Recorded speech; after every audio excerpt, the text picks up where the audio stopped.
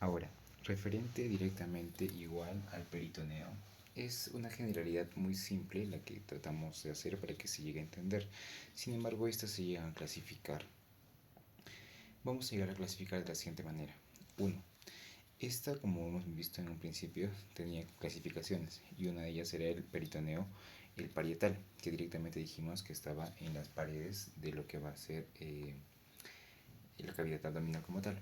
Entonces, esta va a recubrir la cara interna, ¿ya?, de la cavidad abdominal, el diafragma y también el pelvis. Paredes, diafragma, pelvis. Entonces, ¿qué es lo que vamos a ver? La inervación directamente de esta va a depender mucho de los nervios somáticos. Esto va a ser los intercostales, el ilio hipogástrico y el frénico. Ahora, referente al dolor, nosotros cómo vamos a ver el tema del dolor. Este va a llegar a ser agudo, localizado, sensible, ya sea tanto a la presión, al calor o al frío. De la manera clínica, para nosotros poder diagnosticar esto, va a ser un dolor referido con irrigación peritoneal. Ejemplo, en la fosa ilíaca derecha vamos a ver lo que va a ser el tema de la apendicitis. Entonces más o menos ya lo estamos relacionando de esa forma. Ahora, luego de esto también nosotros vamos a ver lo que va a ser directamente el peritoneo visceral. El peritoneo visceral, como ya hemos dicho, van a recubrir directamente las vísceras que están en la cavidad abdominal y pélvicos en algunos casos. Podemos ver ejemplo el estómago, yeyuno, hígado. La inervación directamente de esta va a ser autónoma, simpática y parasimpática. Entonces, el dolor que este nos puede llegar a caracterizar va a ser tanto un dolor mal localizado, o sea, básicamente incluso se puede referir como un dolor vago, ¿ya? Y a menudo esto se va a referir a dermatomas que corresponden al dolor gástrico referido al hipogástrico como tal. Entonces, vamos a ver que esta va a actuar de la superficie de lubricación y va a reducir la fricción entre vísceras como tal. Incluso acá el ejemplo que podríamos poner directamente va a ser el tema del hígado, ya que sabemos que el hígado como tal está directamente tiene impresiones en la parte de la cara visceral. Incluso tiene, como les mencioné, las impresiones, ¿no?, ya sea del esófago, del mismo estómago. Entonces, para que no haya una fricción directa, también por eso ahí es donde actúa el peritoneo visceral, para que no exista esa fricción entre los órganos. Ahora vamos referente al tema de los omentos, el omento o los epiplones. ¿Okay? Usualmente algunas bibliografías lo conocen como epiplones, otros lo mencionan como el aumento mayor, el aumento menor, en fin. Esto directamente van a ser pliegues dobles de peritoneo que unen a las vísceras a la pared del estómago. Entonces, las vísceras como tal van a llegar a pegarse a las paredes del estómago a causa de estos como tal, de estos mesos, le vamos a llamar. Y estos van a llegar a contener, tanto va a ser vasos, van a llegar a contener estos nervios y también linfáticos, o sea, vasos linfáticos como tal. Entonces, el ejemplo común que nosotros podemos tener de esto va a ser el mesenterio, ya que es en los intestinos delgados como tal. Vamos a encontrar el mesocolon transverso y también lo que es el sigmoide. Ahora, en los epiplones o los omentos, que estos van a ser repliegues derivados tanto del mesenterio ventral o dorsal. Vamos a ver que este se clasifica en dos, el aumento mayor y el aumento menor. Y incluso eso sí lo podemos llegar a graficar para que se vea un poco más. Vamos a dibujar el tema del estómago, que es básicamente como que en forma de J.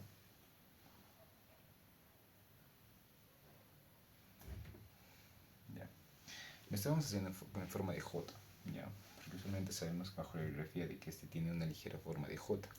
Entonces, el aumento mayor va a ser el que va a estar en la parte posterior del estómago,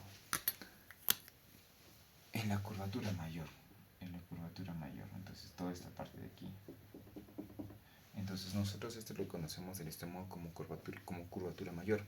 Al ser la curvatura mayor como tal, va a estar incluso en relación con el colon transverso, y este va a llegar a almacenar grasa y también lo que va a ser un poco de defensa por los mismos vasos que estos llevan.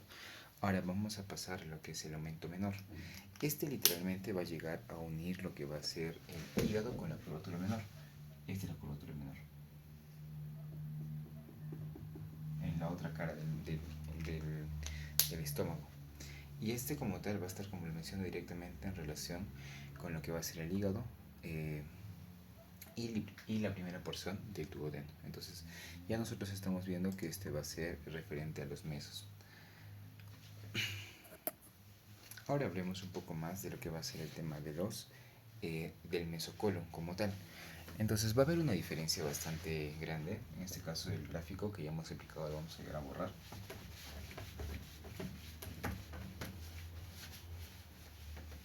Y nos vamos a dar una idea de lo siguiente. En este caso, un gráfico que va a ser un poco simple para que se pueda llegar a entender.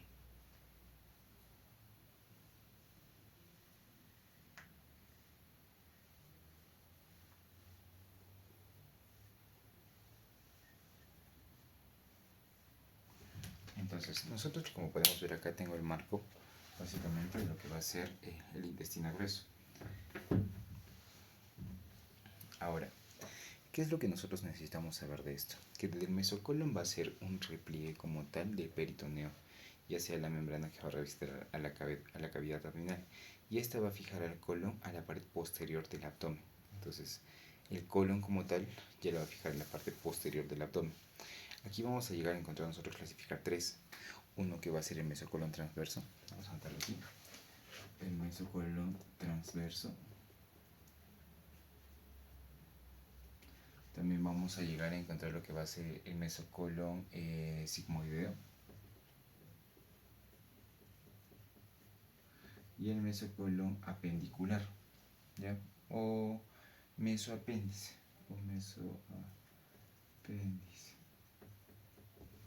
Ahora, referente a estos tres, qué va a llegar a clasificar?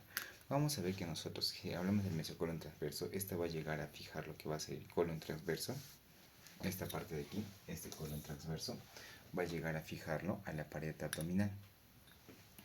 Ahora, el mesocolon sigmoideo, que va a ser la parte de aquí, para que se vea bien en imagen, esta parte de aquí, vamos a colocar las tenias como tenemos colocado. Ya. Este mesocolon sigmoideo va a ser que va a unir el colon sigmoides con la parte final del colon, ¿ya? Que esta va a ser para la pared pélvica. Ya no va a ser a la pared abdominal, sino va a ir directamente a la pared pélvica. Y vamos a tener por último el mesoapéndice, que esta va a ser la sección del mesenterio que va a llegar a conectar el ilio, ya, el ilio con el apéndice. Entonces básicamente es las clasificaciones que nosotros vamos a tener referido al mesocolon. Ahora, ¿qué es lo siguiente que nosotros tenemos que ver? ¿Cuáles van a ser los compartimientos del peritoneo como tal? Entonces, si es que nosotros hablamos de los compartimientos, vamos a hablar nosotros igual que se va a dividir en tres, ¿ya? Las divisiones que van a llegar a tener. La división que va a llegar a tener va a ser directamente relacionado a qué. De que va a haber un espacio supramesocólico, un espacio inframesocólico como tal. Ya bueno, esta división va a ser dentro del mesocolon transverso. Entonces, si nosotros hablamos del mesocolon transverso y hablamos del espacio supramesocólico, vamos a tener que hablar directamente de lo que es el hígado, el estómago, el vaso y la porción superior del duodeno, que sería la primera porción. Ahora, si nosotros hablamos del espacio inframesocólico, vamos a hablar de las asas intestinales, del colon ascendente y el colon descendente. También vamos a hablar de la importancia de este, que va a ser directamente, va a guiar al drenaje y a la colección. Entonces este va a ser el tema de los abscesos. Ahora, dentro del retroperitoneo, nosotros vamos a hablar de lo que va a ser el páncreas, riñones, glándulas suprarrenales y vasos grandes, como ya lo habíamos comentado también en un momento. Ahora, referente a la cavidad peritoneal, vamos a ver diferentes características tanto en hombres y en mujeres. En que en la cavidad abdominal del hombre es una cavidad cerrada, en cambio en la cavidad de la mujer es una cavidad que va a estar en cierta manera en comunicación con el exterior, y esto va a ser a través de las trompas de falopio o las trompas uterinas, y esta va a llevarnos directamente al tema de la vagina. Entonces, clínicamente nosotros vamos a hablar de esto, que va a ser una vía de diseminación de líquidos, puede ser de infecciones, de tumores, en este caso podría ser carcinomatosis peritoneal como tal. Ahora, si nosotros vamos a llegar también directamente a hablar de los espacios supraperitoneales y la bolsa omental, vamos a tener que referirnos directamente a lo que va a ser las subperitoneales, que en este caso van a ser las regiones pélvicas bajas del hombre, en el hombre que va a ser un espacio recto vesical y en la mujer que va a ser un espacio recto uterino o de Douglas como tal. Entonces, eso también es una pregunta típica. Entonces, ¿dónde encontramos el espacio de Douglas? En el espacio recto uterino. Entonces, y también tenemos a lo que va a ser el urovesical. Ahora, referido a lo que va a ser las bolsas omentales, que este va a ser el saco menor, va a ser el receso detrás del estómago y el epiplón menor. Este va a llegar a comunir el saco mayor con el hiato epiploico de Winslow. Entonces, pues, otro tipo de pregunta que también es muy común.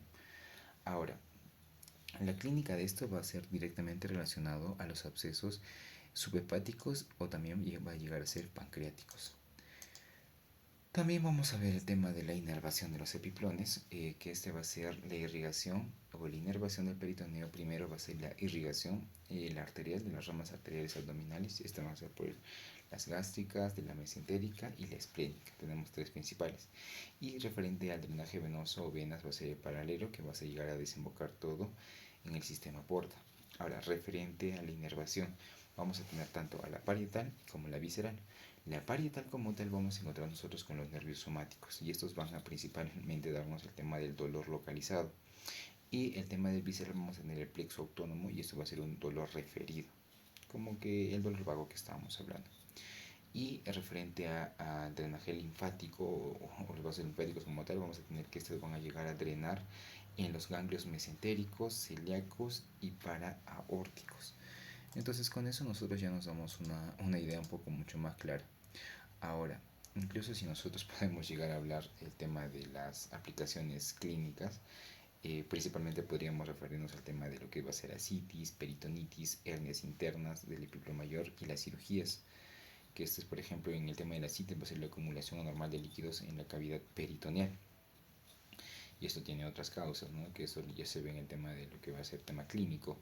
Pero estos van a ser las principales repercusiones o enfermedades o un diagnóstico clínico que puede ver referido a todo lo que hemos tocado el tema del peritoneo.